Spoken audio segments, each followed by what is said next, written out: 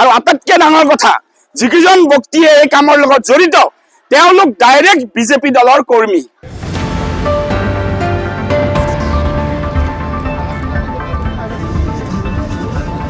এইটো পিছত যা তেতিয়াহ'লে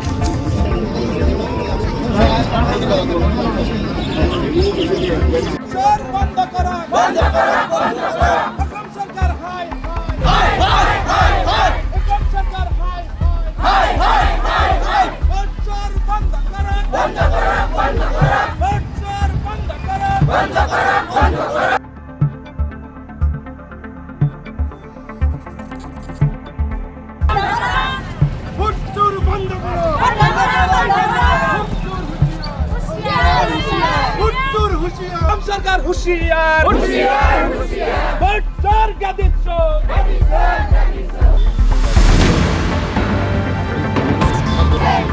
बच्चर बंद करो गदिच्छो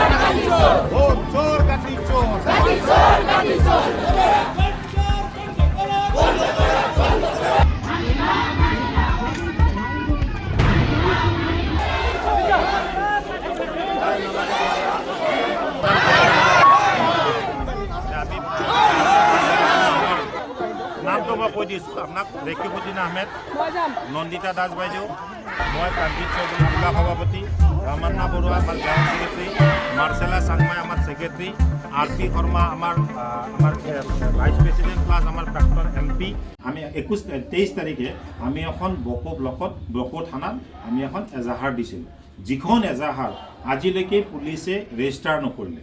গতিকে আমি পুলিচৰ ওচৰত দিয়া এজাহাৰখন যিহেতুকে ৰেজিষ্টাৰ নহ'ল সেইকাৰণে আমি আপোনাৰ ওচৰত এই দাবীটো জনাইছোঁ। আৰু আপোনাৰ অফিচত আপোনাৰ চকীখনৰ অফিচত যিহেতুকে আপুনি সেইদিনা উপস্থিত নাছিলে বা আপুনি পলাকবাৰীৰ CDC হয়, গতিকে আপোনাক আমি কথাখিনি আমি অৱগত কৰিলোঁ।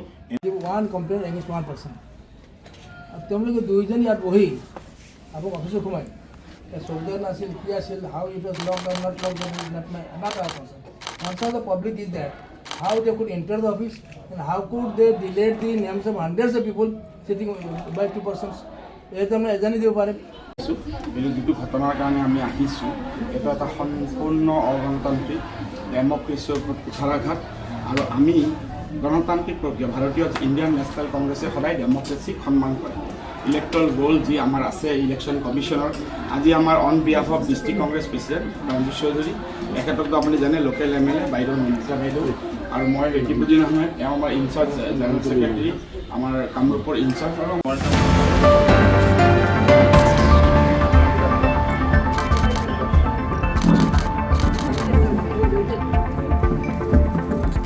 আজি আপোনালোকক পোনপ্ৰথমেই মই আমাৰ পৰম শ্ৰদ্ধাৰ অসম প্ৰদেশ কংগ্ৰেছ কমিটিৰ সভাপতি deputy leader of the opposition সাংসদ গৌৰৱ গগৈ ডাঙৰীয়াৰ ফালৰ পৰা অভিনন্দন জ্ঞাপন কৰিছোঁ। আজি ভাৰতীয় জাতীয় কংগ্ৰেছৰ অসম চেপ্টাৰৰ নিৰ্দেশত কামৰূপ জিলা কংগ্ৰেছ কমিটিৰ উদ্যোগত আৰু আপোনালোকে নিশ্চয় দেখা পাইছে আমাৰ বকুৰ নৱনিৰ্বাচিত সভাপতি ইয়াত উপস্থিত আছে, আমাৰ চমৰীয়া আছে, ছয়গাঁও আছে, প্ৰায় সকলোবোৰ কামৰূপ জিলাৰ ব্লক প্ৰেচিডেণ্টলৈ আহিছে, আমাৰ জনসাধাৰণ আহিছে। আজি এটা ঘটনা কেইটামান দিন আগত আপোনালোকৰ কেমেৰাই নিশ্চয় সংৰক্ষণ কৰিছিল। এই সমজিলা আয়ুক্তৰ কাৰ্যালয়ত এনেকুৱা এটা কাম, গৰ্হিত কাম, ৰাতিৰ অন্ধকাৰত বিজেপি দলৰ সদস্যই ভোট কৰ্তন কৰা, কম্পিউটাৰ অন কৰা, তেওঁলোকে গোটেইখিনি কাম, এনেকুৱা গৰ্হিত কাম কৰা সকলোৱে চাক্ষুষ, সকলোৱে গম পালে। আৰু কোন কোন আছিল তাৰ ওপৰত ইতিমধ্যে আমাৰ বকো ব্লক কংগ্ৰেছ কমিটিৰ ফালৰ পৰা কামৰূপ জিলা কংগ্ৰেছ কমিটিৰ সভাপতি ডাঙৰীয়াৰ নেতৃত্বত আমাৰ ইয়াত থানাত এখন এজাহাৰো দাখিল কৰা হ'ল। আৰু সেই এজাহাৰৰ ওপৰত কোনো কাৰ্য ব্যৱস্থা লোৱা হোৱা নাই। আৰু সমজিলা আয়ুক্তৰ কাৰ্যালয়টোৰ কাম কি?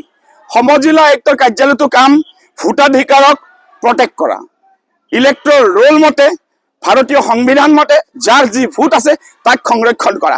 দলগতভাৱে এওঁলোকৰ দায়িত্ব নহয়, এওঁলোকে জনসাধাৰণৰ শান্তি আৰু ন্যায় প্ৰতিষ্ঠাৰ কাৰণে কাম কৰে। আৰু যি অৱস্থাত এওঁলোকে ভোট চুৰি যিটো প্ৰতিবাদ গোটেই ভাৰতবৰ্ষত ৰাহুল গান্ধী ডাঙৰীয়াই, নৰেন্দ্ৰ দামোদৰ দেৱ মোদীয়ে কেনেকৈ মহাৰাষ্ট্ৰত গধূলি 7 বজাৰ পৰা 2 ঘণ্টাৰ ভিতৰত লক্ষ লক্ষ ভোট সোমাই গ'ল। 7 বজাৰ আগতে ভোট নাছিল, ঠিক হাৰিয়ানাতো তেওঁলোকে সেইটো আশ্ৰয় ল'লে, বিহাৰতো তেওঁলোকে সেইটো আশ্ৰয় ল'লে। ৰাহুল গান্ধী ডাঙৰীয়াই সমগ্ৰ ভাৰতীয় জনসাধাৰণক ইয়াৰ ওপৰত জাগৰূক কৰি আছিল। আৰু অসমতো অসম প্ৰদেশ কংগ্ৰেছ কমিটি আন্দোলন কৰি আছিল, আৰু আমাৰ কামৰূপ জিলা কংগ্ৰেছ কমিটিও ভালেকেইটা ইতিমধ্যে কাৰ্যসূচী লৈছিল। আৰু হঠাৎ এনে এটা ঘটনা আমাৰ ওচৰত, ইয়াত আমাৰ চকুৰ আগত বকু ছয়গাঁও সমজিলা অফিচত। আৰু আটাইতকৈ ডাঙৰ কথা, যিকেইজন ব্যক্তিয়ে এই কামৰ লগত জড়িত তেওঁলোক ডাইৰেক্ট বিজেপি দলৰ কৰ্মী, তেওঁলোক ডাইৰেক্ট বিজেপি দলৰ PRI, আৰু এই ক্ষেত্ৰত তেওঁলোকৰ ওপৰত কোনো একশ্যন লোৱা হোৱা নাই। তাৰমানে এওঁলোকে অসমৰ প্ৰত্যেকটো অফিচক এই কামত ব্যৱহাৰ কৰি আছে, প্ৰত্যেকটো অফিচত এই কামত ব্যৱহাৰ কৰি আছে। আৰু এই মুহূৰ্তত মুখ্যমন্ত্ৰী ডাঙৰীয়াজনে কি কৈ আছে? মুখ্যমন্ত্ৰী আজি 2টা দিনত কৈ আছে আমাক অমুকৰ ভোট নালাগে, আমি ইমান 5-6 লাখ আমি 5-6 লাখ মিয়া ভোট আমি কৰ্তন কৰিবলৈ দিছো, আমি অলপ শাস্তি খাবলৈ দিছো। এনেকুৱা